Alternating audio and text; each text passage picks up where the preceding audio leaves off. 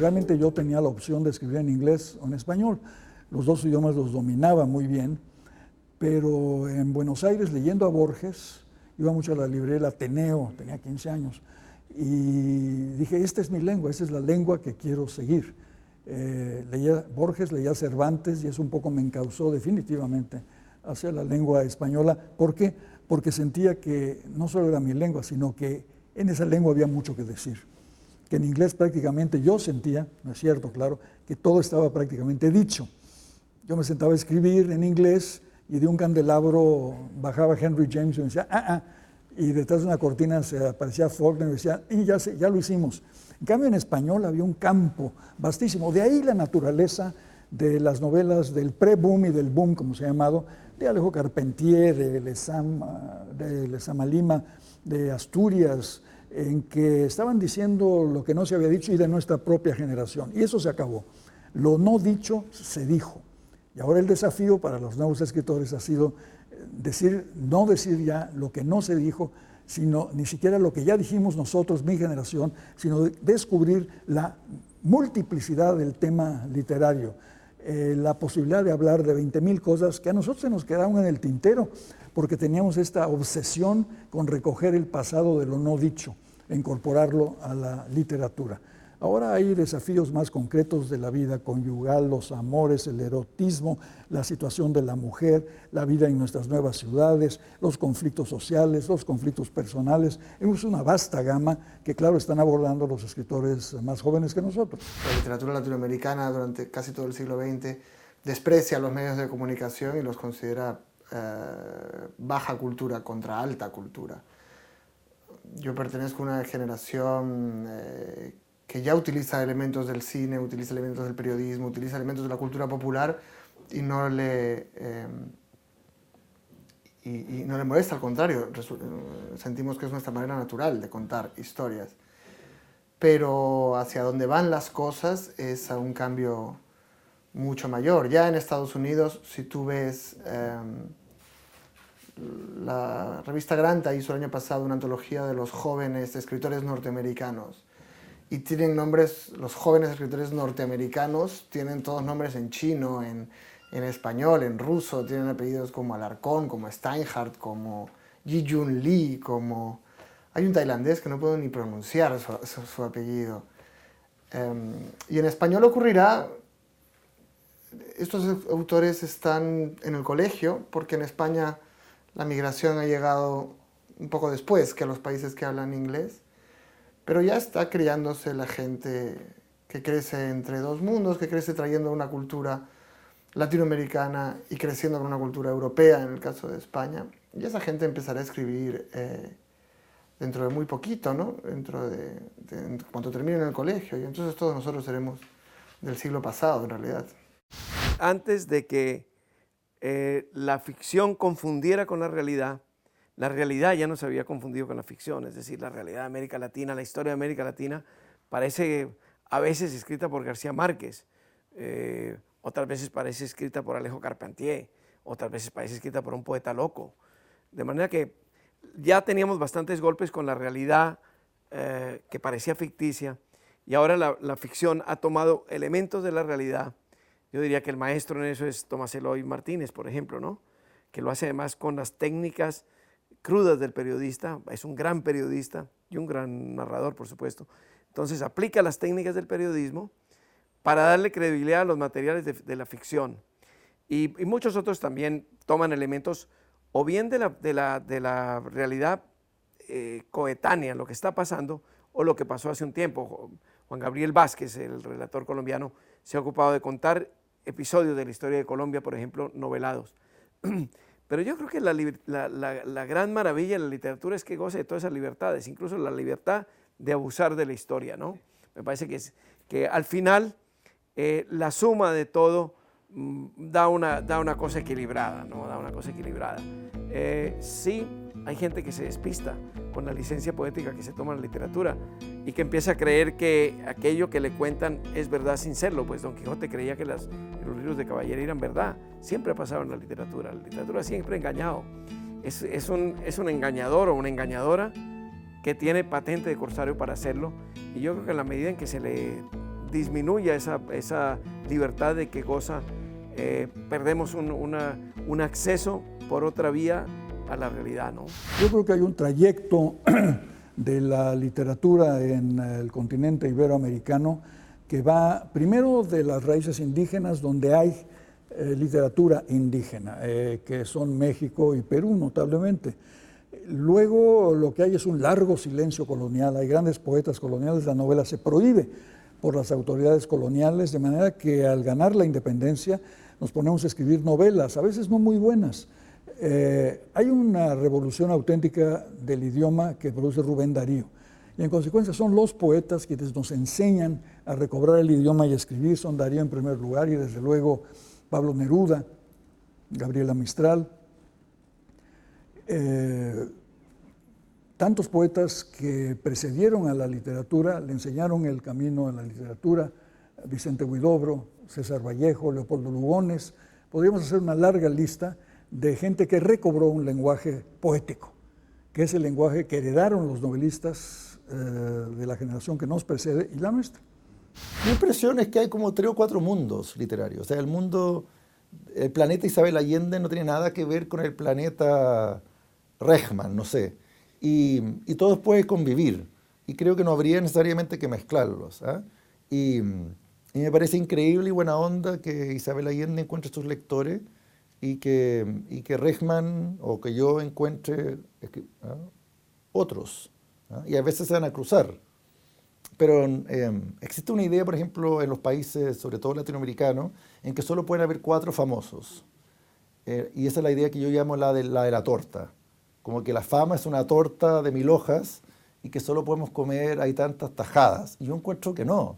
Para mí es como un cerro de DVDs, estos DVDs vírgenes que venden para hacer copias piratas en los supermercados, en que hay un DVD para todos. O sea, cada uno tiene su propio torta. ¿Me explico? Así lo veo yo, pero yo creo que efectivamente antes yo creo que Neruda fue uno de los que lo más tenía claro. Era como, soy yo y nadie más, yo soy Chile. Y me parece una cosa que a mí me ha molestado del boom, y por eso siempre cuando dicen nueva narrativa, o tú eres chileno, yo siento que tiene que ver también con como heridas del pasado, en que el boom estableció que solo podía haber como un escritor por país. Y mucha gente quedó como fuera.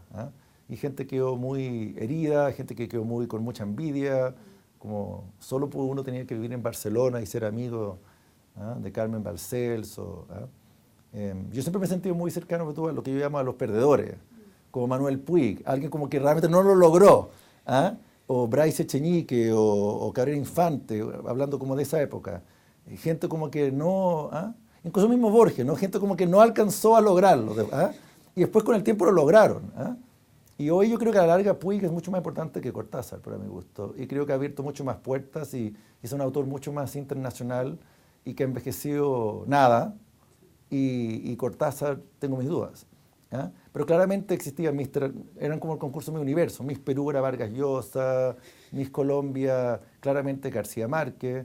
Yo ahora saco un libro ahora en 2 meses más, que ayer estaba revisando la portada y todo este trabajo de diseño que me encanta, que es un experimento bien raro que hice, que es una autobiografía de Andrés Caicedo, un escritor colombiano, que se mató al 77, a los 25 años. Y que no tiene nada que ver con el mundo, el imaginario latinoamericano y menos el que uno cree que es la Colombia de los 70. O sea, mientras García Márquez escribía estas cosas, este otro pibe estaba totalmente copado con el cine, con el rock, con remera de los Rolling Stones. No era de la capital, era de provincia, era de Cali. Y es un tipo como que a la larga, nunca hasta el día de hoy no ha salido de Colombia. Y ahora va a empezar a salir. Lo que hablaba un poco antes. Y yo creo que al final va a encontrar sus lectores. Entonces muchas veces los que pierden al principio después terminan, no sé si ganando, porque no se trata de ganar, pero terminan encontrando sus amigos, que al final yo creo que de eso se trata. Para mí la literatura es una relación como de amistad. Y no hay nada peor que tener amigos falsos o que te obligar a tener amigos. Si los tienes, bienvenido.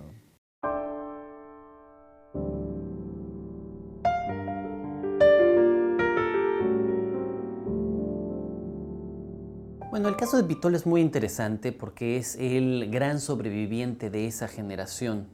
Una generación que en cualquier caso sí me parece la más relevante en México en los últimos tiempos, la que llamamos generación de medio siglo, porque se basó en una revista universitaria llamada así Medio Siglo, más que por el medio siglo como tal.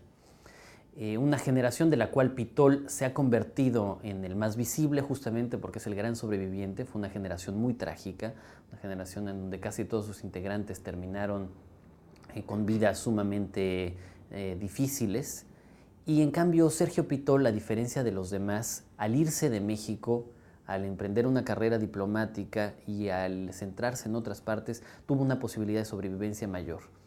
Desde luego, la obra de Pitol es fundamental para escritores más jóvenes como para mí. Yo tengo una profunda admiración, pero una admiración que es equivalente exactamente a la de sus compañeros de generación ya muertos.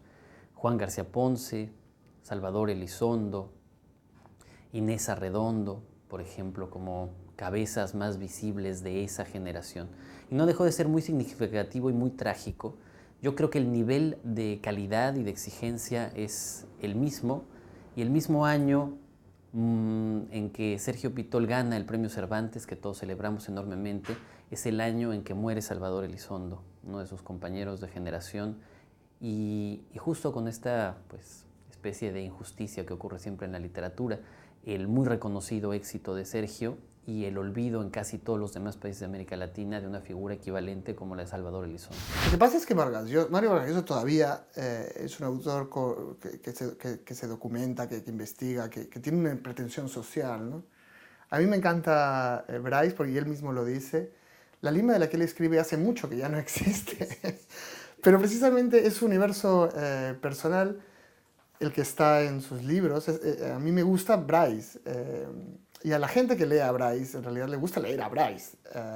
Y pensar que hay un lugar ahí de donde Bryce habla, que quizás sea real, pero ese lugar está dentro de Bryce.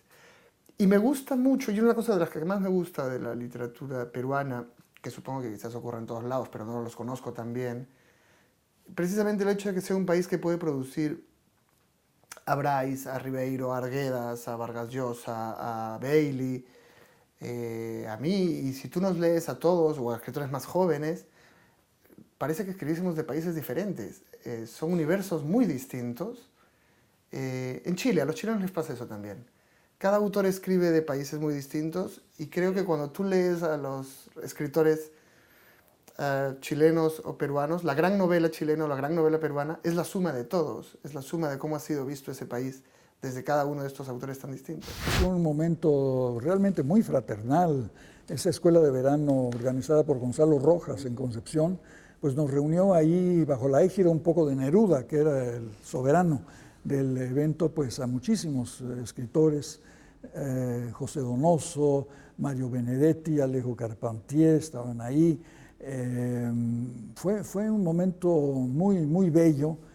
Me da gusto que hubiera sucedido en Chile, que es un país que yo quiero particularmente, crecí ahí, y hubo ahí una concepción clara de que algo estaba sucediendo, algo había sucedido, y es un momento en que revalorizamos mucho a los escritores que precedieron a mi generación, desde luego Borges, Carpentier, los he nombrado, Asturias, Lezama Lima, que era siempre como un olvido, que había una novela magistral, total, aplastante, maravillosa, que nos elevaba y nos sometía, que era Paradiso.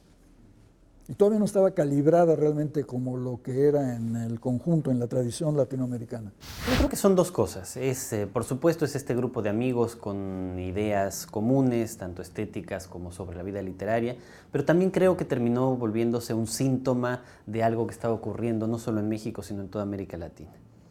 Digo la primera parte, que era un grupo de amigos, porque el núcleo central del crack, Eloy Ross, Ignacio Padilla y yo, nos conocemos desde que teníamos 16 años.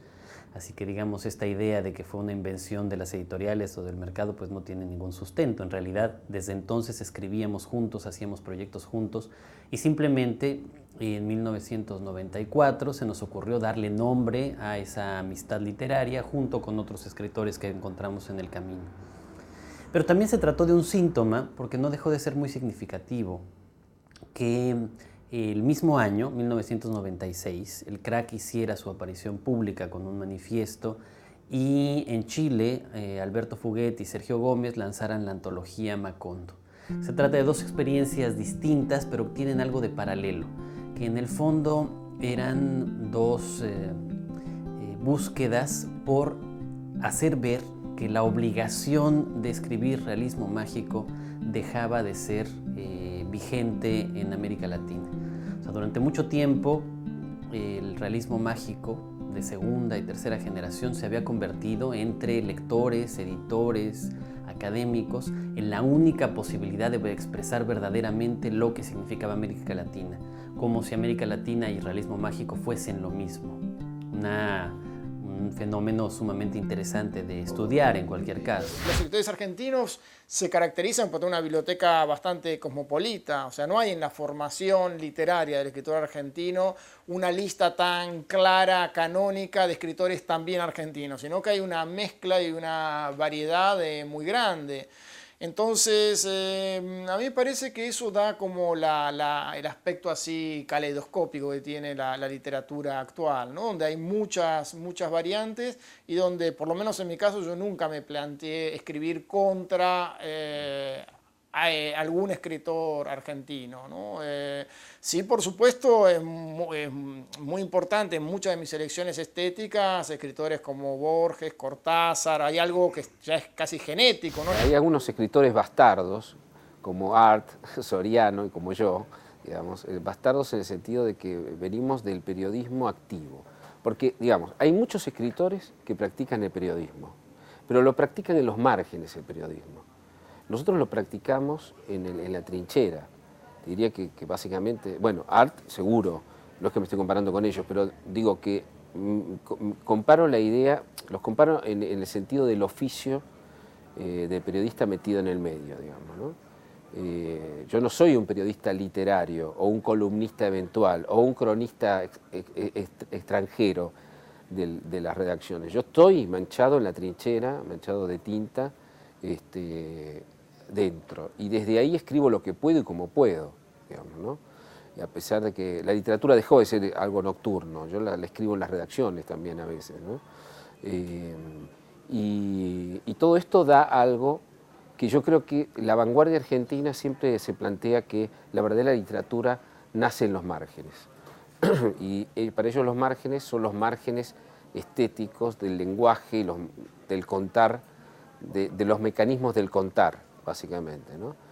Y yo creo modestamente que los márgenes muchas veces están en los géneros menores, ¿no?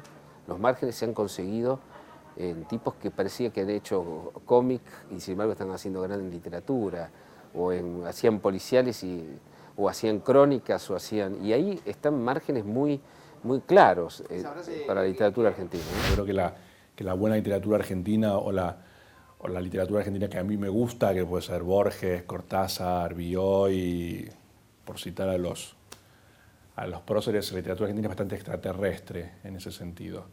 Quiero decir, es una literatura que a diferencia de otras literaturas latinoamericanas, por ejemplo, nunca sintió la obligación de hundir las raíces en el suelo, ¿no? Del lugar donde está siendo generada, ¿no? Yo siempre digo que la literatura argentina que a mí me gusta, en lugar de hundir las raíces en el suelo, las hunde en la pared, ¿no? Y que generalmente es la pared donde está la biblioteca. Volviendo un poco a lo que hablábamos antes, en ese sentido, yo creo que todos los grandes escritores argentinos son grandes lectores. Eso se ve claramente en Borges, creo que quiero decir, en Sarmiento, hay un gesto fundacional y primigenio donde la lectura es una necesidad y un mandato obligatorio, cosa que en otras literaturas tal vez no es tan importante porque la fuente nutricia o el magma primordial está en el terreno o en el territorio, ¿no? En sentido también, por eso la literatura argentina no tiene problemas en escribir libros que transcurran en otra parte o con personajes anglosajones o que transcurran en una especie de Argentina paralela y espectral. También es cierto que durante los últimos tiempos, la coyuntura y el dramatismo de ciertos motivos argentinos recurrentes, como pueden ser los militares, los desaparecidos, también generaron una literatura y un cine también especialmente muy testimonial y muy muy presente. Yo no tengo nada en contra de eso, pero a mí en tanto escritor y en tanto lector y en tanto espectador no me interesa especialmente. Seré siempre un gran defensor de la literatura argentina como una cosa completamente arbitraria, individual, solipsista, casi dandy, si se quiere. Yo siempre tengo mucho miedo, porque pienso constantemente en Leopoldo Marechal. Como sabes, él escribió, entre muchas otras cosas, Adán Buenos Aires, que es una novela fundacional de la literatura argentina. En la década del 60, todos lo habíamos leído a Marechal, particularmente Adán Buenos Aires. Si no habías leído Adán Buenos Aires, no sabías nada de literatura, por lo menos nada de literatura argentina. Sí, efectivamente, una obra genial y fundacional. No es la primera obra fundacional que ha salido en Argentina, como dice Ricardo Piglia. El matadero de Esteban Echeverría es la fundación o es el principio de la narrativa argentina. También lo tenemos el Martín Fierro de José Hernández, a Roberto Arlt y, por cierto, a Marechal. Ahora hay un problema con Marechal, un serio problema. Y yo tengo miedo de que me pase lo mismo. Tenemos una plazoleta Leopoldo Marechal, una avenida Leopoldo Marechal, fundaciones, no fundaciones, bueno, no sé, club, no es club, literario, Leopoldo Marechal, bla, bla, bla. Ahora, hoy no se lo lee, ¿sabes? Tengo miedo de que me pase exactamente eso. Sí, vi hoy Cortázar, Piglia, Borges, Silvina Ocampo, digamos, gente que tal vez la principal necesidad pasa por contar una buena historia, ¿no? Y no con un afán especialmente didactista, ¿no? Esto también, una otra de las cosas que a mí me congratula y me gratifica de haber nacido en la Argentina, no digo de ser un escritor argentino, es también esta enorme falta de necesidad de unirnos en generaciones y camarillas y en grupos literarios, ¿no? Cosa que en otros países se da de una manera más clara y cosas que la prensa o la academia española de tanto en tanto intenta conformar con ayuda de algunos editores para ver si se mueve un poco más la cosa, ¿no? A mí la idea de escritores juntos me resulta un poco pornográfica no pornográfica, lo pornográfico tiene cosas buenas, me parece un poco masturbatorio en realidad, ni siquiera tiene la plenitud del porno, ¿no? Siempre cito una frase de William Faulkner que decía que los escritores que van juntos son perros que se quieren sentir lobos, ¿no? Y que el secreto y el mérito está en sentirse lobos sin necesidad de andar corriendo en una manada, ¿no?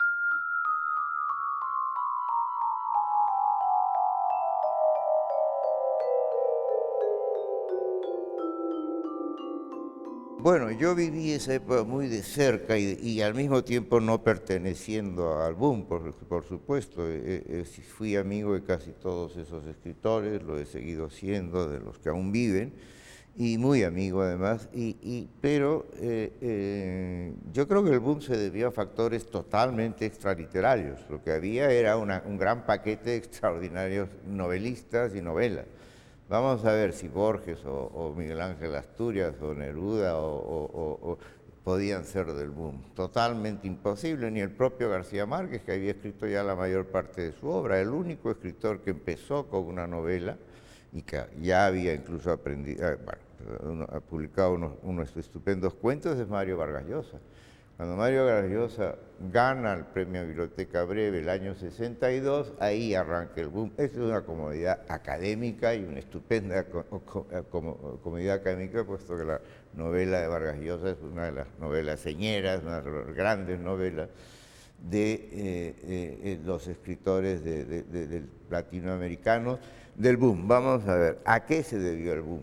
Primero, Latinoamérica estaba de moda insoportablemente de moda, diría yo. Ya no, uno no podía comer en un restaurante parisino con una chica parisina sin que le metiera el Cóndor Pasa y entraran a cantarle Atahualpa Yupanqui y le arruinaban a uno la langosta realmente, ¿no? Pero eso era lo que había. Yo lo viví, yo era el profesor de eso. Era el profesor que trató siempre de contar que nada de eso era tan real, ¿no? Y que realmente el boom, creo yo, que acabó el día que se separaron Simon y Garfunkel. Pero el Cóndor Pasa, le decía yo a mis alumnos, es hecho por un oligarca peruano que en su vida ha visto un inca, que vive en París, desprecia a los cholos. No, y que además es el área de una ópera italiana, que él quiso componer ópera italiana y no tener que ver con los indios piojosos, ¿no? Entonces, uy, eso me podía costar el contrato, porque claro, llegaba un exiliado chileno y contra eso no podía nada, uno perdía heroísmo, perdía grandeza y perdía todo, ¿no? La verdad era carísima en esa época, pero a esto que yo exagero lógicamente literariamente por ser más ameno y porque creo que así las cosas se digieren mejor, pero es verdad, había una fama de los latinoamericanos, una moda. Mis alumnos llevaban todos ponchos, que era una cosa peligrosísima con el metro, se les cerraba la puerta y los machacaba el poncho y se los arrastraban los vagones, ¿no? Esos creo que fueron los que más hicieron por la causa de la izquierda, fue morir en los trenes de París, ¿no? Pero porque el poncho les falló. Y el poncho hay que saberlo manejar, claro, y en París no se maneja bien porque es muy peligroso. Pero bueno, a lo que iba esta moda, el Che Guevara, un póster universal, ¿qué alumno no tenía el Che Guevara y qué profesor? ¿No? Todos queríamos al Che Guevara. Entonces, lo latinoamericano estaba ahí servidito y listo, faltaba la literatura. ¿Qué pasa con la literatura? Revolución cubana, moda latinoamericana y la literatura desconocida y la censura franquista censurando a la novela española. Buena o mala, no lo sabemos, algunas excelentes y se supo más tarde, pues se publicaron, como Si te dicen que caí, de Juan Marcé, por ejemplo, un típico libro censurado que se tuvo que publicar ahí pues, lejos en México y qué sé yo. Y entonces sí, pues entran Mario Vargas Llosa, por ejemplo. ¿Cuál es lo máximo que le censuran a Mario Vargas Llosa? Que tiene un personaje de una novela suya que, como es un colegio militar, pues él dice que el general tal tenía panza de ballena. Y lo llaman y le dijeron, mire, panza un general no puede tener, ni de ballena tampoco. O sea, degrádelo a capitán y ponga vientre de cetáceo. Eso era lo más que les quitaron a Mario, ¿no? O sea, era muy fácil. Mientras que Barral, por los escritores españoles, se pasaba la vida en la comisaría. Eso era tremendo, ¿no? Entonces, la sensibilidad de ese editor catalán y la gran calidad de libros que había. Pero se armó un desmadre de que si Borges y Vargas Llosa eran de la misma generación, pues no lo eran, ¿no?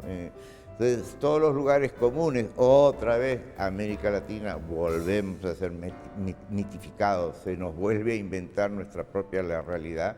Y yo me he pasado la vida luchando contra eso. Desde mi punto de vista personal, lo que no me gusta mucho del boom es la figura del escritor como caudillo. O sea, la figura del escritor como una conciencia preclara que habla de todos los temas posibles.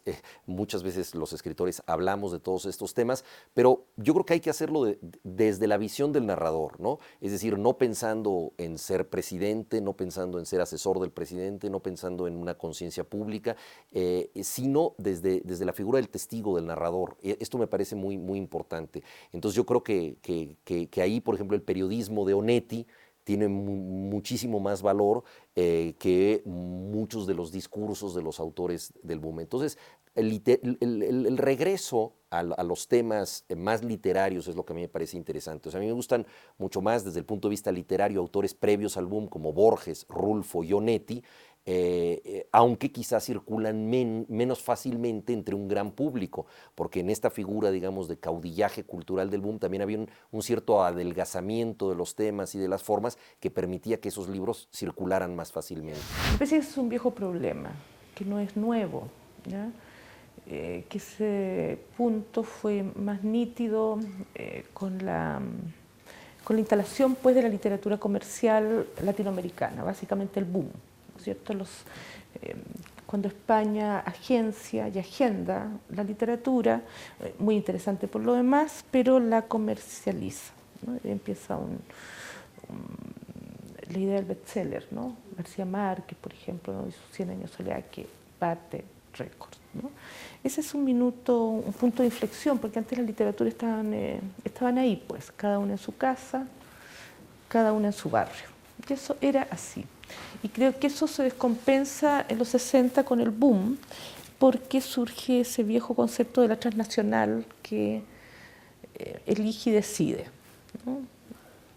A veces decide bien, a veces no decide bien, pero en fin, lo importante es la decisión, más que lo que decide, ¿no? Más que sobre qué objetos decide, lo importante es que hay una decisión ahí que es bastante nítida.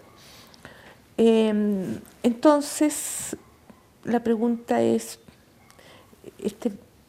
curioso en un momento globalizador, que seguimos con la vieja situación colonial, ¿no? Que es España decide para el habla, decide la lengua, sigue diciendo la lengua que es algo que hay que seguir pensando, porque en un momento de globalización España decide que lee Latinoamérica, ¿no?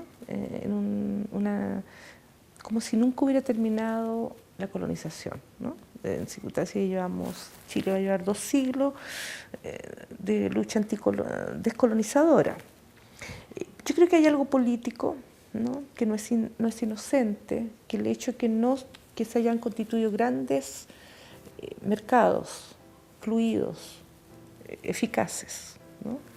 Y sin embargo el mercado de la lengua siga parado en fronteras inmediatas, ¿no? Quiero decir, con Bolivia nosotros tenemos problemas de saberes bastante profundos con peruanos, argentinos, no estoy pensando en los límites. ¿Por qué no fluye? Porque el mercado de la lengua está parado. Pero sin embargo tenemos el gas argentino sin problemas y otros productos peruanos, el maíz peruano del ceviche, llega con mucha facilidad, ¿no? Qué bueno que llegue, y qué bueno que llegue el gas, pues si no estaríamos perdidos. Pero no estoy criticando eso, pero la lengua no, ¿no? Sigue bajo el control pues imperial, ¿no? De la antigua España colonizadora. Entonces, eso es un tema interesante y desafiante, ¿no? Es interesante y es un desafío. Habrá que seguir pensándolo porque ya es casi endémico. Ya no es una cuestión de 1 año, 2 años, endémico. En simultáneo con el boom ha habido escritores, digamos como Julio Ramón Ribeiro, por ejemplo, que ha optado por formas menores como las prosas apátridas, como su diario espléndido La tentación del fracaso. Ha habido autores así con los que yo en lo personal siento mucho más afinidad. Y por otro lado, también creo que hay una ruptura que señala muy bien Alberto Fuguet con el tema de Macondo, en que el autor contemporáneo no tiene la obligación de ser representativo. Es decir, en el caso del boom había mucho esta vocación del escritor que representa un país y por extensión a América Latina, o sea, que representa una literatura nacional y habla desde esa literatura nacional. O sea, yo creo que es perfectamente legítimo que un escritor peruano escriba un libro ubicado en Japón, por ejemplo, como lo ha hecho Mario Bellatín. Yo creo que es perfectamente legítimo que alguien escriba ciencia ficción desde una sociedad pretecnológica, ¿no? Esto me parece que esta posibilidad de libertad y de no ser tan autorreferente es lo que ha traído, digamos, cierto alejamiento del boom. En el prólogo a la antología de Macondo, Fuguet dice que los invitaron un grupo de escritores latinoamericanos a publicar en Estados Unidos y se preocuparon mucho cuando entregaron textos que no parecían obviamente latinoamericanos. Yo creo que es muy peligroso hacer una literatura que trate de ser voluntariamente típica. Es decir, García Márquez ha escrito textos espléndidos en donde es natural que un personaje se ubique en Macondo, ¿no? Pero hacer esto de manera como escuela, forzada, for export, ¿no? Tutti frutti, yo creo que es lo peligroso. Yo creo que ahí es donde sanamente se ha establecido una distancia con este caudillaje que tuvo bastante de pintoresquismo.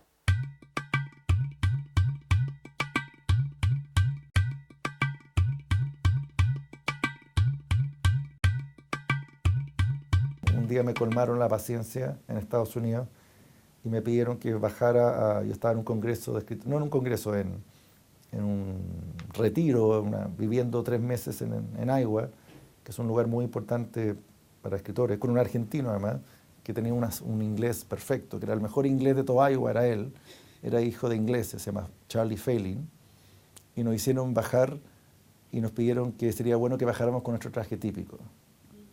Y es como, no me jodas. Y también después ahí me molesté bastante y me dio mucha rabia que ciertos escritores de otros países que andaban vestidos como tú y yo sí se pusieron trajes, digamos, como kimonos o trajes, hombres con falda africana. Un poco la idea de vender lo exótico, que yo estoy un poco aquí vengo aquí como para entretenerte. Yo te voy a contar lo diferente que somos, mientras yo siento que el escritor debería uno contar lo parecido que somos. O sea, a mí lo que me interesa de Argentina no son los gauchos, es el tipo que vive en un departamento horrible en el Gran Buenos Aires, que se puede conectar mucho más con mi experiencia. Entonces, después me pidieron que un cuento se tradujo mío y el profesor que estaba haciendo una especie de antología que quería publicar cuentos latinoamericanos, me dijo, sabes que me gustó, pero la verdad es que no puedo publicarlo. Bueno, ¿no te gustó? Dime, yo puedo soportarlo. Sé sincero, mira, si quieres que yo sea sincero, no es que no me haya gustado, pero me pareció que no era suficientemente latinoamericano. Y ahí me di cuenta que este era un muro. Ahora, alguna gente me ha criticado y pueden tener razón de que es como estar preocupado de lo que dicen los demás, es como estar preocupado como del pelambre, como decimos en Chile. Pero me parecía que era una cosa que superaba ya incluso la industria, era una cosa que tenía que ver con la política, con paternalismo, con esperar siempre. Ahora, que nosotros les damos elementos como desde Chávez a Cristina Kirchner, les damos elementos, ¿no?, al público internacional para que diga quiénes son esta gente. Pero pero justamente si tú analizas claramente, somos freaks, pero no del realismo mágico, esto no es folclore, o sea, tiene que ver con los medios, o sea, Chávez tiene un programa de 8 horas diarias, ¿no?, los domingos, Montesino y Fujimori trabajan con videos.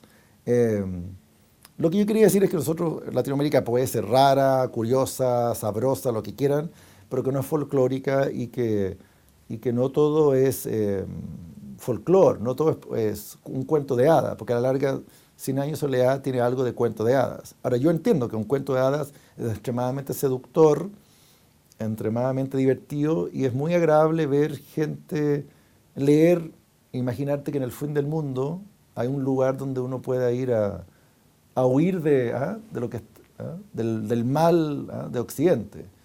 Pero me parece que la persona que llega acá claramente se da cuenta que todavía el paraíso que a lo mejor tiene que ser un poco más al sur, digamos, porque aquí se va a encontrar con los problemas que pueden haber allá también. Entonces de ahí yo dije, yo no vengo de Macondo, vengo de Mac-Pondo, un poco. O sea, en mis ciudades hay McDonald's, y no por eso es un país peor o un continente peor o mejor. Alguna gente dice que yo estoy vendiendo que, al decir que hay shoppings en América Latina, que yo estoy vendiendo como una especie como de patio Bullrich, que América Latina es como la Avenida Alvear. Y digo yo, sí, la Avenida Alvear, pero también es una villa miseria, donde también hay shoppings, y también hay MP3, y también hay radios, y ahí la gente ve televisión horrorosa, y están los diarios sensacionalistas, y están... O sea, esto no es un mundo pre-edénico, pre-revolución industrial, digamos. Y eso más o menos Macondo. Muchas veces en el público europeo y norteamericano, especialmente el académico, hay una necesidad de exotismo, ¿no? Y que también es muy legítimo. O sea, me parece bien que un finlandés pues, quiera leer cosas que a él le parezcan raras, ¿no? Y nosotros, los latinoamericanos, tenemos una idea mucho más incluyente de la cultura, porque sabemos que antes de nuestra cultura hubo otra y hemos recibido muchas inmigraciones culturales. Entonces, si nosotros leemos a un sueco, pues no estamos esperando que parezca sueco en cada página, ¿no? En cambio, muchas veces en Europa hay esta necesidad del color local, el exotismo, ¿no? En mi novela Materia Dispuesta yo juego un poco con esta idea cuando un grupo de actores tienen una oportunidad de ir de gira, pero resulta que al empresario le parece que son muy poco morenos, entonces no parecen mexicanos, algunos de ellos parecen europeos, criollos, entonces empiezan a tomar baños de sol y se van a dar baños infrarrojos para estar morenos y que no los saquen del repertorio, ¿no? Entonces, ese capítulo se llama precisamente Las pieles infrarrojas y habla de esta necesidad forzada de querer ser exótico, ¿no? Y yo creo que pues eso es absolutamente ridículo. Entonces a mí me encantaría que un personaje mío bebiera tequila, a mí me gusta beber tequila, pero que beba tequila pues porque tenga sed o porque es un borracho o por lo que sea, no para parecer mexicano, ¿no? Y yo creo que ahí está ese secreto, ¿no? Por eso el ejemplo en el diálogo de Borges y Paz del agua de Chía, que tiene que ver con una versión de la patria, lo interesante es que no sabemos que eso sabe a tierra, nos la bebemos como beber una cosa que es otro nombre de la patria, pero no lo sabemos. Una actitud que yo creo que trataba de decir precisamente, no somos latinoamericanos, nuestras novelas ni siquiera ocurren en América Latina, nuestra actitud es estar en contra de ser exóticos. Y yo creo que estos autores de los 90 fueron un poco los que llevaron esa pelea, fueron muy criticados también, mucha gente de la crítica les cayó encima, muchos empezaron a usar como Pasoldán o Fuguet referentes de la cultura pop, de la cultura popular, de los medios de comunicación, también les cayeron encima. Y lo que ha pasado es que ahora nosotros nos dejan en paz. Yo le daría en gran parte la razón a Jorge porque yo lo viví mucho en el medio universitario, ¿no? En el medio universitario yo viví escandalosamente lugares comunes impuestos por los grandes catedráticos de lo latinoamericano. Bueno, oí decirle al doctor Charles Manguet, que había hecho toda una obra sobre la historia de América Latina y qué sé yo, que Borges era un escritor francés de tercera categoría. Y en la universidad de Nanterre no se estudiaba la obra de Borges porque, claro, decía, no tiene indios, no tiene golpe de Estado, no hace calor, no está entre lo que queremos que sea la literatura latinoamericana. Y cuando yo les decía, mire usted, señor, repitiendo una frase de Juan José Saer, no quiero ser plagiario, acabo de acordarme que la frase es suya, decía, lo argentino, lo europeo es tan argentino como la Pampa, ¿no? Y la realidad no es siempre típica, ¿no? Y ahí está Cortázar, que hablando de París cuenta Buenos Aires como nadie, ¿no? Esa riqueza de lo nuestro que hacíamos nosotros al intelectual francés, todavía creo yo al intelectual europeo casi en general, con grandes excepciones, se le escapa. Siempre han querido ponernos en casillas, porque es más fácil administrar la cultura desde ahí, ¿no? Y yo pues sufrí mucho con esas cosas en la universidad, ¿no? Bueno, mi primer cargo y acusación en contra fue que no era exiliado. O sea, cuando yo dije que viví en París porque quería y que era muy feliz, casi me echan de Francia, ¿no? Esto no era de izquierda en esa época, no era políticamente correcto decirlo, ¿no? Y yo creo que es muy cierto que los catedráticos de literatura latinoamericana franceses pues tienen una gran dificultad para percibir lo nuestro. ¿Por qué? Por el etnocentrismo. Ellos no tienen curiosidad, no tienen esa curiosidad. Es lo que les pasa hasta el nivel culinario, ¿no? Que van quedándose atrás. ¿Por qué? Porque no quieren probar un plato típico de otro país, porque están tan seguros de que su comida es la mejor de todas, que ya tienen problemas porque no la han mestizado con nada, y mientras que en España ha surgido una gran cocina catalana y una gran cocina vasca, que ya hace, bueno, ya es casi simbólico. Escribir de Latinoamérica, y además escribir de Latinoamérica necesariamente con elementos mágicos, porque la gente ya prácticamente decía que nuestros países eran tan exóticos que la magia era cotidiana. Esto siempre fue un poco distinto en la Argentina que el resto de América Latina por las condiciones particulares, pero en casi todos los otros países era así. De tal manera que la aparición del crack y de Macondo ese mismo año sí reflejaba como síntoma ese malestar de escritores más jóvenes frente a esa obligación que se sentía, a ese deber ser, esa deontología crítica de tener que escribir sobre América Latina y en términos de realismo mágico. No era en ningún caso un ataque a García Márquez, que siempre fue un modelo a seguir para todos, pero sí a esas consecuencias de copiar a García Márquez constantemente. El viaje más bien ha sido a la academia, ¿ya? O sea, es decir, a las universidades norteamericanas que tienen la mayoría, te diría prácticamente todas, estudios pues, sobre literatura latinoamericana. Creo que ahí está localizado el estudio y también el viaje de muchos críticos y especialistas y estudiantes que se quedan de doctorado, se quedan enseñando ahí. Entonces, lo que encuentro interesante, me parece interesante a mí, después de haberlo también pensado, es que también se viaja, ese es otro imperio, ¿no? Estados Unidos, bueno, es el imperio más real y más en sus mediciones de todo tipo, ¿no es cierto?, desde el punto de vista bélico, productivo, etcétera, es el imperio.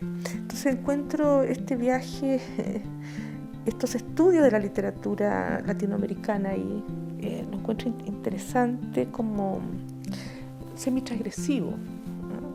En un punto porque sobre todo porque a veces los especialistas no solo leen lo que el dictamen español quiere, sino leen estos libros que a veces salen en una provincia de Argentina o de Chile o de Perú, ¿me entiendes?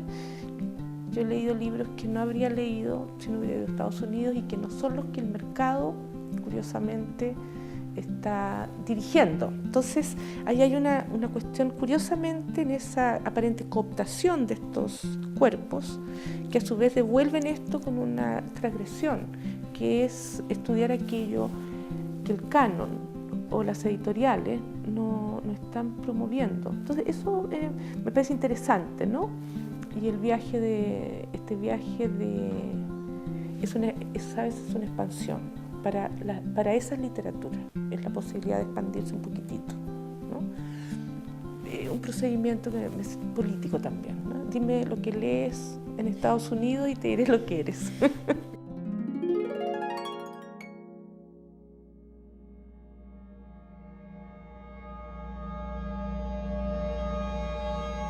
Me parece que Bolaño es un fenómeno, a mí me gusta bastante, mucho, sobre todo sus cuentos. Me parece que Los Detectives Salvajes, la novela como perfecta para alguien que quiere ser escritor, entonces se vuelve como entrañable. Para mi gusto es como la Rayuela del siglo XXI. Mi impresión es que Chile, no sé si se ha beneficiado, no sé qué significa beneficiarse, ¿no? Pero yo creo que Bolaño es como el primer, no sé si el primero, pero es una pátria. Entonces, porque realmente es su novela más importante sobre México, su novela cumbre, rara, pero que yo no la he leído entera porque no fui capaz, pero 26666 es sobre México. Muchos de sus cuentos son sobre España, entonces no es un autor como de varias nacionalidades, y que yo creo que es más del futuro. En el futuro la gente, yo creo que va a ser mucho más parecido a Bolaño que a alguien muy, muy local. Es curioso cómo Bolaño se traduce muy bien también. Es un autor como que no depende solo de su idioma, ¿no? Sino más de sus ideas y su imaginario. Creo que también eso ayuda a que se traduzca. Y creo que claramente morir joven también produce algo extra, ¿no? Creo que esa combinación, digamos, produjo algo irresistible, ¿no? Y en Estados Unidos, claro, en Estados Unidos se sumaron todas estas cosas y quedaron muy, muy impactados y funcionaron muy, muy bien. Pero me acuerdo en UCLA, más atención, que 3 o 4 de mis alumnos andaban con los detectives salvajes en la mochila. Así que es un autor que por un lado le gusta la crítica y que le gusta a los periodistas, pero que también se puede leer, no es solo una moda, digamos, ¿eh? Roberto Bolaño, junto con Javier Marías, yo creo que es el escritor más significativo de mi generación. Yo tuve la suerte de ser su amigo, lo quise mucho, lo conocí aquí en México cuando yo tenía 15 años, nos volvimos a ver mucho en Barcelona, y su literatura es una literatura que es un torrente de vitalidad y que te da esa ilusión de vida, de la experiencia realmente asumida hasta sus últimas consecuencias, y es un modelo de cómo potenciar historias, crear novelas con coros de voces. Aira es un escritor excéntrico que me interesa muchísimo, un escritor con un sentido del humor extraordinario, de una ironía respecto a sus propias formas que me parece fuertísima, un escritor que cambia de libro en libro, aunque mantiene siempre un tono de inteligencia en la escritura que me parece fascinante. Eso es un autor que aprecio mucho y que por supuesto no he leído completo, solo he leído unos 30 libros de él, que es una minoría de lo muchísimo que ha escrito. Supongo que su generación sí ha tenido que batallar contra eso. Yo más bien me siento más liberado del fantasma, del realismo mágico y el boom latinoamericano y todo esto. Creo que los escritores de los 90 fueron los que libraron la pelea. Si tú te pones a pensar, en los 90 empezaron a aparecer Volpi, que ambientaba una novela en la Alemania de la guerra. Gamboa situaba otra en China. Fresán puede ambientarlas en Inglaterra, en un México muy raro. Yo no me siento cercano a una nueva narrativa porque siento que no tengo muchos parámetros o uniones estéticas o ideológicas con aquellos que participan, ¿ya? Tampoco tengo nada en contra de ellos, pero yo no me siento que soy como de un grupo, ¿ya? Y la nueva narrativa supuestamente es gente que chilena que publicó casi en una sola editorial, que era Planeta, a partir del fin de la dictadura o de la llegada a la democracia, y que todos vendieron muy bien. A mí me parece que eso no es suficiente para crear una generación. Y hay mucha gente de la cual hoy es muy importante que no está ahí, ¿eh? Y que son mucho más importantes, desde Roberto Bolaño a Pedro Lemebel, por ejemplo, montón de escritores que no cumplían porque no habían publicado aún, ¿no? O no vivían en Chile. Entonces me parece que no. A lo mejor el día de mañana alguien descubre una conexión, ¿eh? Pero yo me siento que de verdad, que a pesar de que estuvimos hablando antes, que yo me siento muy chileno y opté por ser chileno, todas estas palabras ahora yo las pongo muy en duda. Lo que significa generación, qué significa... O sea, por ejemplo, mis compañeros de curso en el colegio, es gente con que supuestamente yo tengo mucho lazo. Tengo la misma edad, soy del mismo, más o menos, estrato social, fui al mismo colegio, la misma ciudad, mismo país, mismo idioma. Por lo tanto, siguiendo la nomenclatura tradicional de una generación, es la gente más cercana en mi vida. Falso, gente que no me interesa, que odio y que yo no iría a una reunión de curso nunca más. No sé si te pasa a ti. Entonces tú dices, ¿pero cómo? Pero si somos Argentina, ¿basta con ser argentinos? Sí, pero la mayoría de los argentinos se odian entre ellos. O sea, no basta ser de un país o hablar un idioma o tener una edad para que eso diga que uno... Antes, me parece que antes la gente compraba ese cuento muy fácil. Decía, mira, son chilenos de alrededor de 60 años y viven en Santiago. Mira, deben ser los mejores amigos. No me consta. Yo me siento mucho más cercano a otra gente que puede ser mayor que yo o menor que yo, que pueden hablar otro idioma, ¿eh? O que pueden hablar mi idioma, ¿eh? Siento que al día de mañana debería ser como la música, la literatura. Es como esta gente practica heavy metal, esta gente practica emo, esta gente reggaetón, y queda lo mismo más o menos el país o la edad que tú tienes. El parricidio tiene que ver también muchas veces con la altura del padre, ¿no es cierto? Entonces hay generaciones que no tienen ante quién oponerse. De algún modo, creo yo que en la Argentina la figura del parricidio se da alrededor, por ejemplo, de Borges, porque bueno, Borges tiene una estatura, una dimensión, una proyección, una repercusión incluso internacional, que lo erige como así la figura o la sombra. Claro, exactamente. pero no siempre las generaciones tienen escritores de esa talla para oponerse. Y entonces a veces lo que ocurre, creo que es lo que está ocurriendo actualmente en Argentina, que no hay una literatura que uno pueda identificar como escrita contra algo, sino que simplemente son distintas vertientes que experimentan por diferentes caminos. No hay algo que lo nuclea, aunque sea a la manera de una oposición. Yo creo que es una reacción que se produce siempre en los procesos dialécticos, ¿no? En esa especie de transformación de lo que en un momento dado pudo ser una etapa experimentalista, por ejemplo, en la novela o en la pintura, a esa especie de cansancio de lo que no tiene mucho sentido y la búsqueda otra vez de la unidad, de lo simple y de lo concreto, ¿no? Yo he sentido esa misma, estoy tratando de definirme desde mi propia experiencia, esa misma necesidad de no de hacer más llano, más simple, más legible, digamos, por ejemplo, el idioma en que yo escribo mis ficciones, sino simplemente de encontrar una mayor apertura y al mismo tiempo una mayor profundidad en la expresión de lo que es la materia prima esencial de las obras de ficción.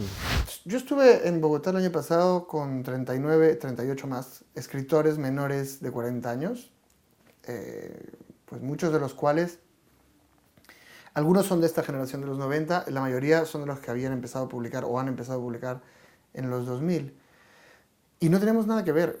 En general, cada quien escribe lo que le interesa, cada quien tiene influencias, ya ni siquiera solo latinoamericanas, sino japonesas, francesas, del cine, de las artes plásticas. Y nadie cree que tiene que ser nada en particular por ser latinoamericano, que es la situación normal, del mismo modo que nadie cree que tiene que ser nada por ser europeo, ni africano, ni asiático, ¿no? Todo el mundo sabe que eso incluye muchos países. Y creo que esta situación de normalidad, de que cada quien escribe lo que quiere y lo que puede, es un post-conflicto. Tiene que ver con que en los 90 se libró la pelea por dejar de ser exóticos y ahora nosotros podemos asumir herencias de ambos momentos. Yo tengo muchas cosas del lenguaje pop y de la cultura popular que me vienen de autores de los años 90, como Fuguet o Pasoldán, sin duda. Pero también me interesa mucho la política, que es algo que en realidad estaba mucho más en el tema literario hasta los años 80. También me interesa el tema del mal, que es algo que quizás los del crack cultivaban más. Y es como ir al mercado, coges de cada tienda lo que te interesa, haces tu bolsa. Pero para mí, yo creo que en general para mi generación ya no tiene sentido decirle a los de ninguna tienda, tu tienda es la buena, la del vecino es la mala.